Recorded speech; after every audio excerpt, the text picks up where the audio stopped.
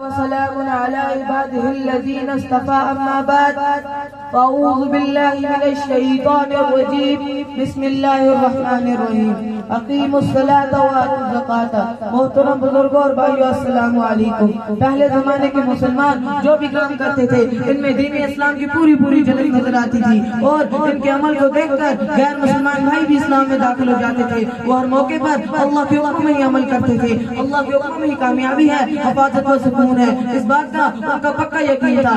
آج کے زمانے میں بھی اللہ کے بہت سے بندے ایسے ہیں جو اپنے بزرگوں ہی کی طرح عمل کر رہے ہیں۔ ابھی حال ہی میں بھیونڈی میں ایک مسلمان تاجر گزرے ہیں جن کے پاس سینکڑوں پاور لوم تھے اور کپڑے کی بنائی کا کام کرواتے تھے۔ ایک دن کارخانے میں کام کرنے والے آدمی نے ان کا آ کر خبر دی کہ شہر میں زبردست آگ لگی ہے، وہ آگ ہمارے کارخانے کے بالکل قریب آ گئی ہے اور خطرہ ہے کہ چند منٹوں میں وہ آگ ہمارے کارخانے کو بھی جلا کر آ کر دے گی۔ سیٹھ صاحب اطمینان سے بیٹھے رہے اور کہا کہ فکر نہ کرو، انشاءاللہ وہ آگ ہمارے کارخانے کو نہیں چھوئے گی۔ کام کرنے والے اپنی طرف سے پوری حفاظت کا بندوبست کرتے رہے لیکن آگ تھی کہ بڑھتی جا رہی تھی۔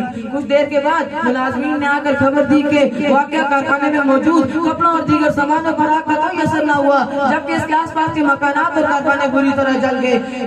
شیخ صاحب نے اللہ کا شکر ادا کیا اور کہا کہ میں ہر سال اپنے مال کی زکات نکال دیتا ہوں، زکات نکالنے سے مال محفوظ ہو جاتا ہے، اس پر میرا پکا یقین ہے، اسی لیے آگ ہمارے کارخانے کو جلا نہ سکی۔ اس قسم کے بہت سے واقعات اکثر سننے میں آتے ہیں۔ اللہ کے جتنے بھی حکم ہیں وہ سب ہماری بھلائی ہی کے لیے ہیں۔ ان حکم میں ایک حکم زکات کا بھی ہے۔ زکات ہر مسلمان پر فرض ہے جس کے پاس 7.5 تولہ سونا ہے، 12.5 تولہ چاندی ہو یا اس کے برابر مال ہو یا سامان تجارت اور وہ سال بھر اس کا مالک بنا رہے۔ زکات کے معنی ہے پاک کرنا، چنانچہ زکات نکالنے سے آدمی کا مال پاک صاف ہو جاتا ہے ورنہ وہ مال ناپاک رہتا ہے، اس مال میں برکت نہیں رہتی اور اس دولت کا برباد ہو جانے کا خطرہ رہتا ہے۔